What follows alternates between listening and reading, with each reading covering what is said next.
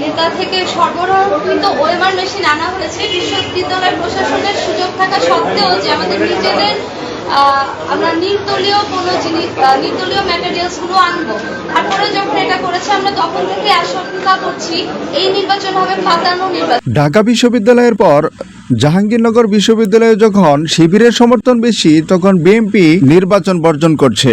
চলুন দেখে আসি বিএনপি সমর্থিত শিক্ষক কি বলে।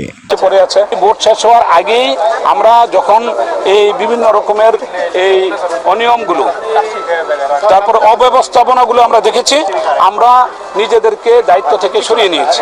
তবে সাধারণ শিক্ষার্থীরা বিএনপির এই সিদ্ধান্তকে কিভাবে দেখছে, আসুন দেখে আসি। ছাত্রদল ভোট বর্জন করছে, তবে আমার মনে হয় না ভোট বর্জনে এরকম কিছু হয়েছে, তবে ওটা অনেক ভালো বলতে পারবো। আমার কাছে ভোট বর্জনের কোনো যৌক্তিকতা আমি দেখি না। আমরা জানি না কেন এটা বর্জন করেছে, তো আমরা চাই আসলে এটা। এদিকে সাধারণ শিক্ষার্থীদের পাশাপাশি নির্বাচনে নিশ্চিত হেরে যাবে বলে নির্বাচন বয়কট করছে, এমনটাই বললেন শিবির। তারা নির্বাচন বর্জন করলেও আমরা তাদের পাশে রয়েছি। তারা নির্বাচনে যদি আবার ফিরেও আসে তবু আমরা সাথে রয়েছি। আমরা সহাবস্থানের রাজনীতি চর্চা করতে চাই, আমরা সহমর্মিতার রাজনীতি করতে চাই।